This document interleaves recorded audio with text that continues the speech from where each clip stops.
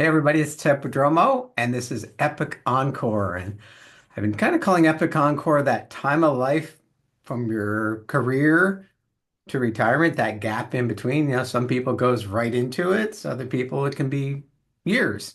So I'm calling it Epic Encore. Maybe it'll change, but you never know. A couple weeks ago, I met Michael Katz on LinkedIn, of course. Mr. LinkedIn here. For 20 years, I was Mr. LinkedIn. And we just started a conversation and we're kind of at the same stage of life. So I invited Michael to be a guest. Welcome. Thank you for having me, Ted. First of all, what's the blue penguin? Let's start there. You know, after 25 years, I should have a good answer. But when I left my job to start my own thing, it dawned on me a few months in that I could do whatever, I could name it whatever I wanted. And so I just started fooling with different things. I like penguins. I needed some kind of like modifier, but it's been really good actually because, well, for one thing, nobody has anything bad to say about a penguin. But secondly, it's actually very memorable. So, if I had called my company like, Innovative Marketing Solutions or something, no one would even remember that. But the penguin's been like a good little mascot for me over the years. So it was an accident, but it's been good. I like it. Yeah, We thank used to you. call my father a penguin because when he got older, he was walking like a penguin. Well, I already look like a penguin anyway, so I'm getting So I'm getting there. I'm starting to walk that way too. So my kids are joking with me. So you're Right. right, you're in Costa Rica now, right? Just for I vacation? am. Well, one of the advantages, working for yourself is, I mean, I've been working remotely for this whole time, pretty much. I never see my clients, even the local ones. Hmm. Um, and COVID pretty much solidified that. Now I haven't even met some of the local ones because nobody does that. So this is our fifth year. My wife works for herself too. So we just work remotely for a month, get away from the Boston winter. And yeah, I'd say we coast. So like nothing new is going on, just doing what has to be done because, it's half a day to go to the farmer's market. Right. But it's nice because it just takes like February in Boston is just so bad. We come back in March and we're like, another snowstorm might be kind of nice. People are like, be quiet. So anyway, that's become our annual thing. Great. Yeah, yeah. And some of the things we were talking about, you kind of saw my Epic Encore and what kind of I've been talking to a lot of men and women. I started just working with men, and now women say, "Hey, I want to be part of this too," because they're kind of at that stage over 50. Either they want to leave their corporate job or now they've been let go. And like, well, some have to work, some don't have to work, Right. but they want to fill that time and be productive. Yeah, it's funny. Like what I'm finding is um, people seem to fall into a few different categories. So there's the people who can't wait to retire, and love every minute. I just heard from a guy who I said, "What are you doing these days?" He's an attorney, retired maybe 2 years ago, and I had to talk to him. He's like, "Oh, playing the guitar again. We travel. I get the grandchildren. Not enough hours in the day." Yeah. Other people seem to be in the I got to keep working, but I'd rather not. So that's the whole category. And then I'm in a different category, which would be I can stop whenever I want or keep going because I work for myself. And I've always thought I would just kind of, fewer and fewer clients until there's, one client and I'm 90. Yeah. Um, but I don't know. I really like what I do. I don't have a ton of hobbies and things. Our kids are grown and they don't live near us anymore. So we visit them, but there's none of that. And so I'm kind of in this, like, I don't know, maybe I just kind of keep working. I enjoy it. I mean, there's times I wish I could like do nothing, I guess, but um, I'm in this sort of reluctant retirement zone. I haven't seen anything better than what I've got now.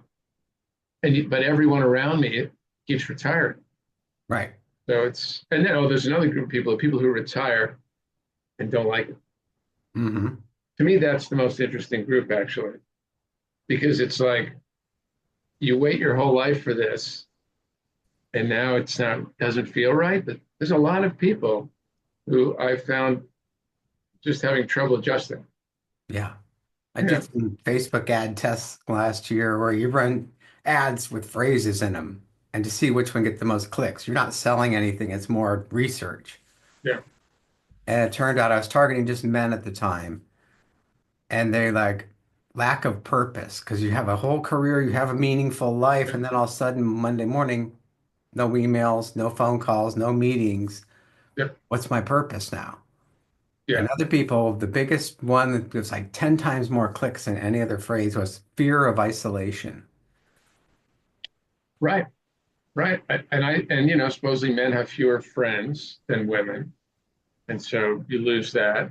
I think another one which don't expect is loss of identity. Yeah. Like, I didn't realize how attached I am to Blue Penguin until I started thinking about unattaching. I mean, I had a vanity license plate and I had, like, rub on penguin tattoos that I don't wear, but it's very like connected to who I am. And so to just sort of become a retired guy, and I think same thing. You were a doctor, an attorney, or whatever you did, and now you're not that anymore. I Yeah. think that's big. Again, for some people, it seems to be no problem at all, Hmm. but other people identify much more with their occupation. Yeah. Yeah, my father-in-law retired and he played golf for 25 years, like 5 or 6 days a week, and Yeah. loved The every golf minute of it. thing among men, it seems very common. Yeah. I started playing golf last year only because, well, everybody I know plays golf and I don't, but I also thought, okay, maybe this is the thing. Yeah. It hasn't quite uh, gotten me the way it does other people. I can't imagine doing it every day. In fact, another guy I know who is in this phase said, if golf is the answer, you're asking the wrong question, which I thought was kind of good. It was a good quote. That's good. Yeah, yeah, Well, my sister-in-law lives in upstate New York, and her and husband got a place in Cape Cod, so they split their time. yeah, They play pickleball, and they say there's like 150 people show up at this massive court complex yeah, every yeah, day. They play 5 or 6 right. days a week. Yeah, yeah. I do it if it's put in front of me, but I don't understand the thrill of that either. Yeah, But I think you got to find your thing. yeah. Um, that's a big part of it, right? I was just cleaning up my office because we're going to do some remodeling, and I'm like going through stuff. I'm finding all kinds of stuff from 20 years ago. And I started thinking like, okay, if I ever turn off my business, what am I going to do with all this stuff? Right. It's like I get what you're saying. It's like, You mean business related stuff that you have, yeah, right? Well, like old books and stuff and old right. courses I took Well, 20 years ago. I Like, wow, I remember this. It's not I relevant uh, anymore, but I moved offices like 2 years ago. I'd been in the same one like 17 years, and I got rid of all my client files. I used to have a folder, for each client. Now it's all online. I got rid of like two-thirds of the books I had. So it was a good exercise in downsizing from the business stuff. Yeah. yeah. Yeah, I don't see retiring anytime soon. My three best friends that we did everything together for 40 years, they passed away. Right. And a That's couple a other lot of close that friends going have on. moved Yeah. away. So Right. like I said, men don't make friends as easily as women. My wife's out playing pickleball and she's out playing golf and she's Right. lunching with the Right. girls. Right. Right. That seems pretty common. And I love what I'm doing. I really enjoy working with people. And then we went to Europe and I met a guy, this guy I've known for years through a networking group. And my wife thinks I just have all these, imaginary friends in here. I sit in my office working all day. So she actually Right. met a few of my, virtual friends. She goes, wow, these people are really nice. Right. That's good. And they're That's good. real. Yeah. And they're real. Right. Right. So how else do you fill your time? Like you're in Costa Rica, uh, do you go hiking? Do you just relax? I'd say well, the big thing my wife and I do is we do a lot of hiking. So that was a big part of like where we live and all that. There's a lot of places to go. Not like, 20-mile hiking, but we do that a lot. Right. My big thing is I still play basketball, Oh, which is great, but it's one of those like it could end at any second. Like right. every week I walk out of the gym on my own power and I'm like, okay, I lived another week. Um, in fact, I look at it as I outlasted Tom Brady. I'm now just trying to outlast LeBron James. When LeBron retires, I'm like, but the thing is, I can't do that for much longer. But that's sort of a good thing. And then that actually has a real social element for me because it's like the same, kind of more or less the same guys. It turns over a bit. It's just in my middle school gym, very casual, but it's every week. But I get together every week. It used to be just after basketball with the same guys. Now only two of us even play anymore. But pretty much every Tuesday night at our local dive bar, five of us now, it can change, get together. Yeah. And that's really nice. I mean, I would say of the five, only two of the guys are people I sort of would see individually on the side. The other two, of course, I know well. We all live in the same town, but it's just kind of like this thing, which is very nice. It's regular. No, Mhm. my wife will say, "What did you talk about?" It's like nothing, Yeah. but it's actually very nice. And that also, I assume, will not last forever. But that's a good thing to have that group of people. And then on the social side too, just because of the nature of my business, I've always been let's get coffee, let's get lunch kind of guy with people who are local. Right. Some people have moved on, but I still try and my goal is once a week I get together in person with somebody. And initially it was a business thing, like it's a very good networking thing, and it still is. But I hope to keep doing that because, as you said, you can really get isolated, I think, pretty fast. Yeah.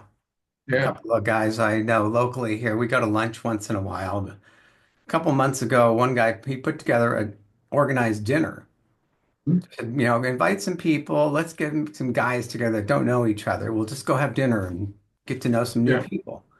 Mhm. So we got That's together, good. eight of us were there, and the only thing Barry said was, "Don't sit near somebody you know." Mhm. And we had a That seems great like a dinner. good number. 8. 3 hours we talked and just got to Wow. know each other. Then at the end, we went around the room and introduced ourselves and told them what we do and what we did for a career. And it was Right. fascinating because Right. if we would have known this guy was a Stanford professor or some guy that started and sold 20 businesses, you'd have a whole different perspective. Right. That's interesting. I like that. Introduce yourself at the end and not at the beginning. Yeah. So we're That, trying to get that's together good. another one, and we may do some breakfast with local people here. Just no agenda, no business. It's just, hey, let's Mhm. get together once a month and have five or six of us Yeah, together for that's breakfast. good. I like that. Gets Right. us out of the Yeah, house. that's important. Yeah, I Do you think. work in your house? Yeah. I've Yeah. tried co-working spaces over the years, and every time I go to one, everybody's got their headphones on and they're just sitting in their little spot Yes. and they don't talk to each Right. other. Right. I've always had an office out of my house, outside my house. I mean, when I started, I had like three little kids. I was just trying to get the hell out of the house. Yeah, And and also at that point, I had been going to work for 15 years or whatever it was. So it was just kind of the habit. But I like getting in my car. My office is like 5 miles from my house. I just like getting in my car and like going there. hmm Um, and also, I don't usually work in the evenings or on the weekend because it kind of happens in a separate place. So it's been a good like mental way to disconnect. Whereas Yeah, if it were right in my house, even here in Costa Rica, I'm much more likely to keep looking at my computer because it's like right there. right. So it's been a good, again, it was kind of an accident. But in fact, that's a question. Just before talking to you, I was talking to our financial planner, and the question was, would I keep paying what amounts to about 10,000 a year for an office after I retire? Seems kind of extravagant, and yet I like having like my place. So I don't know. That's like the number one issue on the table right now. It's like your man cave. Yeah, and we downsized a few years ago, and our youngest went left for college, and we have a great place, but there's nothing.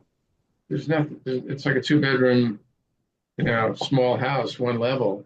Yeah. I don't have a cave, so I don't know. I It's good remember to have your growing own up, our space, though. neighbor retired and he was like running, it's called the Blair Company, and they're a huge company. And he retired, but he still went to the office every day for years because he just wanted to Yes. be around people. He went for 4 or five Um, hours.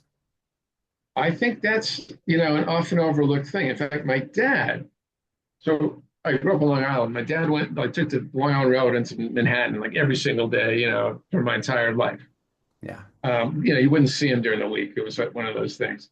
Worked a lot. When he retired, he negotiated that they would give him an office and I think a secretary for a year. And he would go to the work, he'd like put on a suit and tie and go every single day. I don't know what he did. He'd probably read the paper and he'd go to lunch with people, but it was his like way to step down from full time. Yeah. And because for him to have stopped would have been like so much more extreme than for somebody like me who kind of, I work near my house and I do whatever I want. I think that was I don't know whose idea that was, but that was a great way for him to ease off the work thing. Yeah, I can see. Yeah, Even if you don't have anything to do, you're around people that are engaged and you can talk to people, you right, feel the energy. right, Yeah. right. And even like putting on the suit and tie and taking the Long Island Railroad was probably a helpful way to kind of my brother's knows a guy who claims this is his retirement strategy. He's a lawyer, and he takes the railroad into Manhattan every day. Is that as he approaches retirement, every year he'll leave one train later in the morning and one train and come home one train earlier in the afternoon until eventually he'll just take the late train, walk across the platform, and go home. And then he'll be like, "I'm retired." I like that. It's just kind of like, there was nothing left. Weaning off of it. Yeah. Well, because I think you know, it's got to be a big shock. Well, even if you didn't like your job, to just kind of stop. For Yeah. some people, some people seem it's like can't wait. Yeah. Yeah. My wife and I go into San Francisco every month. We got the season tickets for the theater. And we go to the matinees at like a 1 o'clock. So we ride the ferry in. It's like a 30-minute Yeah. ferry ride. And then you ride home and it's like the city has come back alive. San Francisco really struggled after the Yeah. pandemic. Yeah. It's buzzing now. The energy's back. People are Oh, walking great. out. Businesses are opening back up. And it's just great to see that happening. Right. It feels And like that you're was all part of the pandemic, feeding crowd. but that was sort of pandemic caused. And Is that plus, what all the caused? tech companies moved into San Francisco the year, like 10 years before. They had all the skyscrapers of Google and Right. they started laying off thousands of people. And then everybody Right. working from home, it was just Right. empty. So what's brought it back? AI.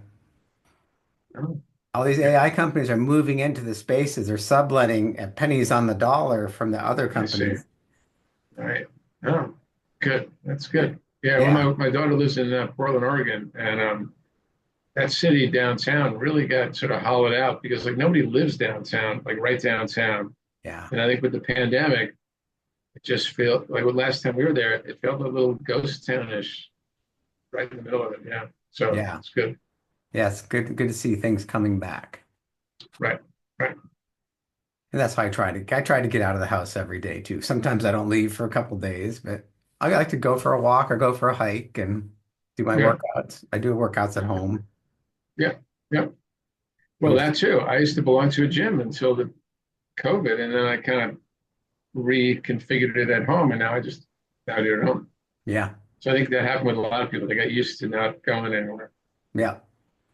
Yep. And now that I'm on Medicare, I get free YMCA membership. So we're starting to go there Excellent. Excellent.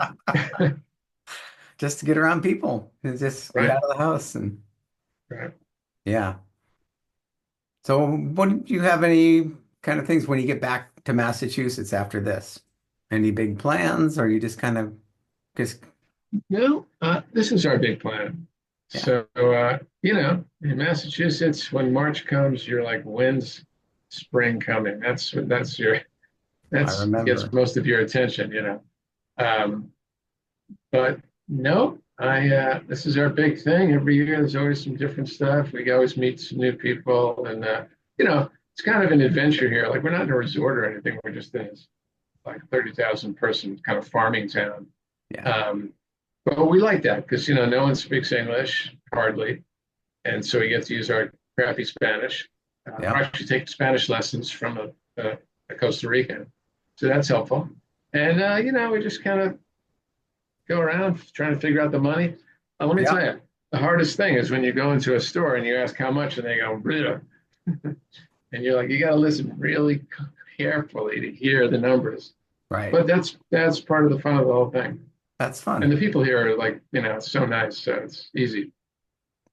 The last 3 years we've gone to Europe for a month and kind of did river cruise a couple times Yep. this year. We're going to Greece for the month of May. So we're Yep. kind of doing the same thing, but European style. Right. Right. That's good to be exposed to some other people. Yeah. Well, great. This has been a great conversation. Yeah. Well, thanks for having me on. So how do people get in touch with you if they want to learn about Blue Penguin? The easiest is just my name, michaelkatz.com. Everything points to the same place. Okay. So, yeah, That yeah. makes it Thank easy. you. Great. Well, thanks for your time. All right, Ted. Good to see you.